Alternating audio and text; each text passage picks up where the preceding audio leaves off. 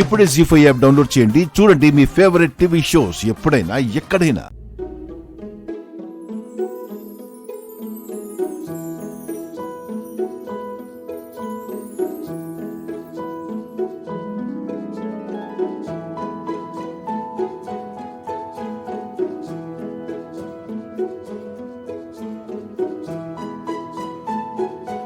అమ్మాయి కుందనపు బొమ్మలా ఉంది.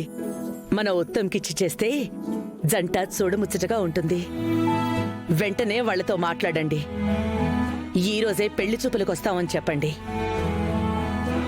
అల్లుడు చూసి ఓకే అంటే ఈ రోజే పెళ్లి చూపులు ఏర్పాటు చేద్దామని పెళ్ళోళ్ళు కూడా చెప్పమన్నారత్తయ్య. అదిగో ఉత్తమ్ మాటల్లోనే వస్తున్నాడు. రా పెళ్లి కొడుకా, నీ గురించే మాట్లాడుకుంటున్నావు. ఇంతలో నువ్వే వచ్చేసావు. పెళ్లి కొడుకా? నేనా? అవునన్నా, కళ్యాణం వచ్చినా కక్కొచ్చినా ఆగదు అంటారు. ప్రస్తుతానికి నీకు పెళ్లి గడియలొచ్చినట్టున్నాయి. అందుకే ఒక మంచి సంబంధం నిన్ను వెతుక్కుంటూ వచ్చింది. అమ్మాయిని చూసి నువ్వు ఓకే అంటే ఈ రోజే పెళ్లి చూపులు.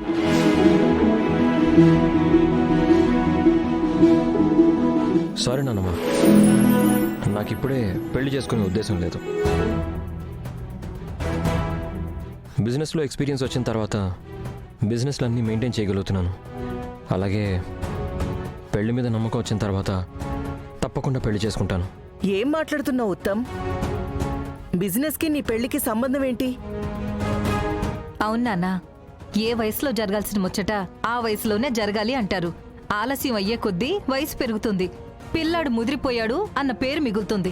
నా మాట విని వెంటనే చేసుకోనన్నా. మీకు ఎలా చెప్పాలో అర్థం కావట్లేదమ్మా. నా డ్రీమ్ గర్ల్ని తప్ప మరో అమ్మాయిని నా వైఫ్గా యాక్సెప్ట్ చేయలేను. ఏంటి నాన్న ఆలోచిస్తున్నావు? కొంపతీసి ఎవరైనా ప్రేమించావా?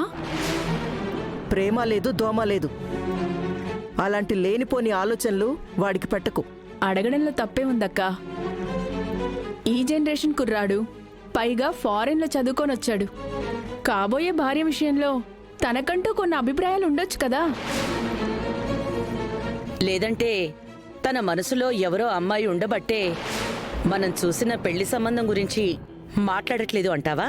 అది నా అనుమానం అత్తయ్య గారు. సరే, నీ అనుమానం తప్పు అని ఇప్పుడే నిరూపిస్తాను. విన్నావు కదా నాన్నా, మీ సులోచనమ్మేమంటుందో? నిజంగా, ధైర్యంగా, నిర్భయంగా నీ మనసులో ఉన్న మాట చెప్పు. నువ్వు ఎవరినైనా ఇష్టపడ్డావా? మనసులో ఉన్న మాట చెప్పడానికి ఇంతకు మించి మంచి అవకాశం రాదు. ఎస్, ఇప్పుడే నా డ్రీమ్ గర్ల్ గురించి చెప్పేస్తాను.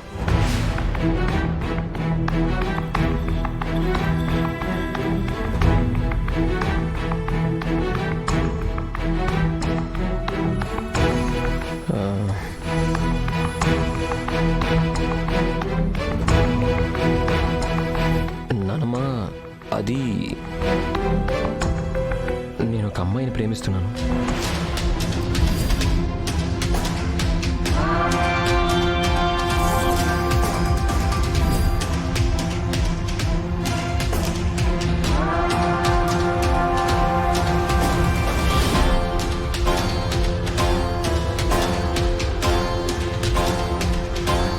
ఏంటి?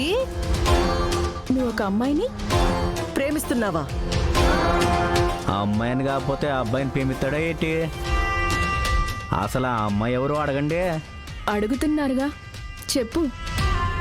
నువ్వు ప్రేమిస్తున్న అమ్మాయి ఎవరు? ఎక్కడ చూసావు? ఎప్పుడు చూసావు? అంటే నా కల్లో చూశాను. ఏంటి? కళ్ళలో చూసావా? అవును. అంటే నువ్వు ప్రేమించింది కళ్ళలో కనపడే అమ్మాయినా? అవును.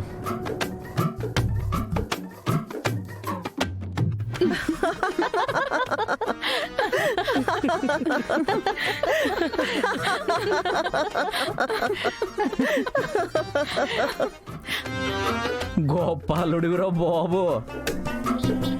చూడు, స్వప్న సుందర్ని ప్రేమిస్తే శనతనం అంటారు, కానీ నిజ జీవితంలో పెళ్లి చేసుకుందాం అంటే పిచ్చితనం అంటారు. డ్రీమ్ గర్ల్ డ్రీమ్స్లో తప్ప ఈడిగా కనపడే ఛాన్సే లేదు. సుడు, నా మాటను, వచ్చిన సంబంధానికి ఓకే చెప్పే, మిగతా విషయాలు అత్తయ్య గారు చూసుకుంటారుగా. లేదు మావయ్య, నేను ఆ అమ్మాయిని ప్రాణంగా ప్రేమించాను. పెళ్ళంటూ చేసుకుంటే ఆ అమ్మాయినే చేసుకుంటాను, లేదా జీవితాంతం ఇలాగే ఉండిపోతాను.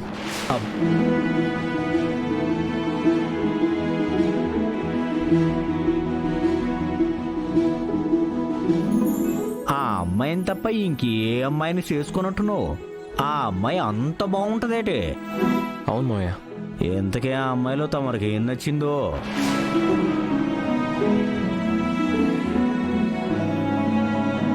ఆ అమ్మాయి జడ.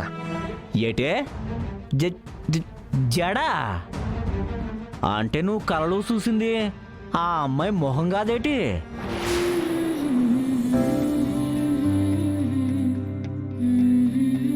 ఓర్నే, జడ చూసావా? అవును మావయ్య. ఏడ్చినట్టుంది. జడను చూసి పేవించటమేట్రా పిచ్చి, కాకపోతే అది కూడా కలలో. ఎవరికన్నా చెప్తే నవ్విపోతారు.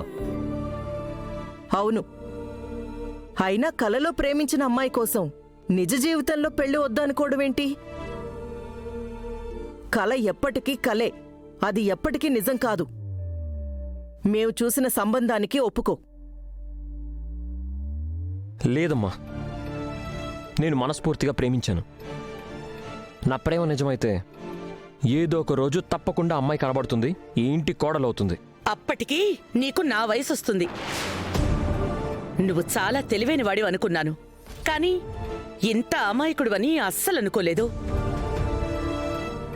నువ్వింకా అదే అమ్మాయి కోసం పెళ్లి వద్దు అంటే ఈ ఇంట్లో నీతో ఎవ్వరూ మాట్లాడరు.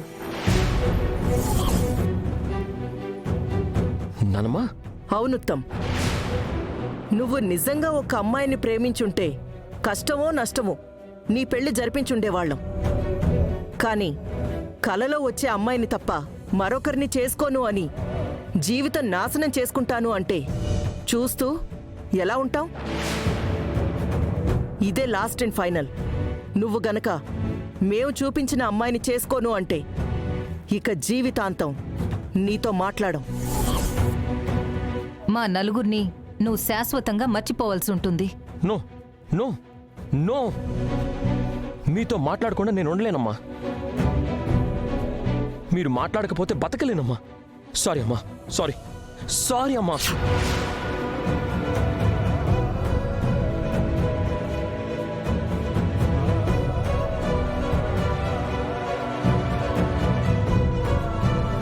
జీ5 యాప్ డౌన్లోడ్ చేసి అన్ని ఎపిసోడ్స్ పూర్తి ఉచితంగా చూడండి.